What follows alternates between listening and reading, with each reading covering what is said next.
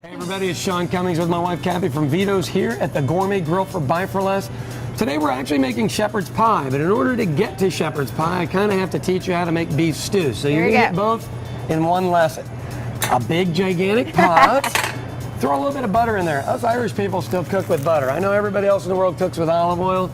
We're kind of old-fashioned that way. We still use butter. Let your butter melt just a slight bit. It's no big deal. And then we're going to throw in onions, a couple of cloves of garlic. 2 cloves is more than enough for Irish people. Or 3. Not or for 4. her, but for our people it is. This is celery and carrots and potatoes, and God, it wouldn't be an Irish dish without potatoes. Ireland really has wonderful mushrooms as well, so you always want to throw a little bit of mushrooms in a dish. Some people would say, oh God, that's not Irish. Yeah, it is. So don't listen to them. They actually eat seafood too, isn't that weird? I know. Yeah, it's surrounded by an ocean.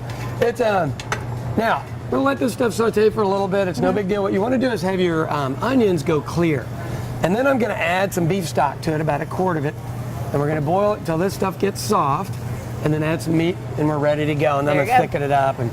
But she's going to go ahead, and in the meantime, while I'm making this, start to show you how to make a shepherd's pie. We actually have some already done. This is a finished product beef stew that I made a little bit earlier. We're just going to spoon this into our fancy little bowl. Fancy schmancy. Fancy schmancy. This is what Sean's doing, only it's all done. Yes. And I use a slotted spoon just to get, you want it juicy, but you don't want it just drowning. What ends up happening when you put your potatoes over the top, if it's drowning, it all comes up on the outside and it looks disgusting. It really does.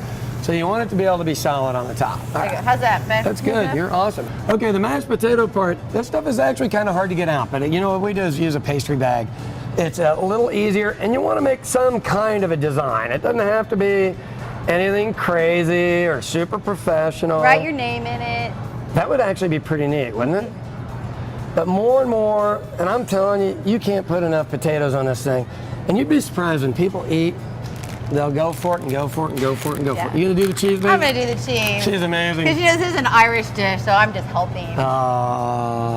This is my favorite part right here. Okay. Now you just throw this in an oven for about 8 or 10 minutes until the cheese melts, and you serve it. Shepherd's pie. All right, now, I've got a reasonable boil going on my stew over here. So I'm gonna throw the meat in, and this is pre-cooked brisket. Anytime I make brisket or barbecue or anything, I save the stuff. Same thing with mashed potatoes. I make leftovers. some ghetto dish the next day with them, and my wife makes fun of me every single time. The only spice that goes into beef stew is pepper. If your stock is made correctly, you don't need any salt. Can I have a little spoon or a fork over there? Yeah, you can. All right.